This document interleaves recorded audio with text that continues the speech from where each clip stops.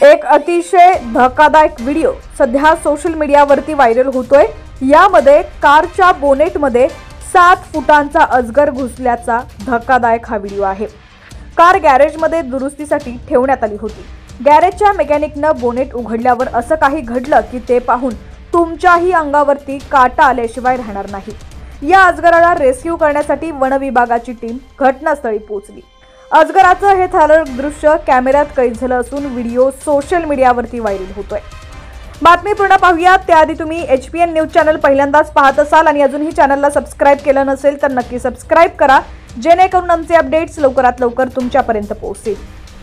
तर उत्तर प्रदेशच्या प्रयागराज इथं एका कारच्या बोनेटमध्ये 7 फुटांचा अजगर घुसल्याचा धक्कादायक व्हिडिओ व्हायरल झालेला आहे। प्रयागराजमध्ये असलेल्या सिव्हिल लाईन हॉटेलच्या बाहेर असलेल्या गॅरेजमध्ये हा अजगर आढळून आला। महिंद्रा स्कॉर्पिओ कारमध्ये हा अजगर आढळल्याचं सांगितलं जातंय। कारच्या बोनेटमध्ये अजगर दिसताच गॅरेजच्या मालकानं 112 क्रमांकावर संपर्क साधून या घटनेची माहिती दिली। त्यानंतर वन विभागाच्या पथकानं सक्रिय राहून घटनास्थळावरून अजगराची सुटका केलेली आहे। अजगराचा व्हिडिओ कॅमेऱ्यात कैद झाला असून इंटरनेटवरती तुफान व्हायरल होतोय। या व्हिडिओ तुम्ही पाहू शकता की एका कारमध्ये भला मोठा अजगर विळखा घालून बसलाय।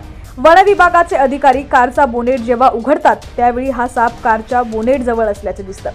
सापाचे रेस्क्यू पाहण्यासाठी अनेक जण घटनास्थळी दाखल झाल्याचं या व्हिडिओत पाहायला मिळतंय।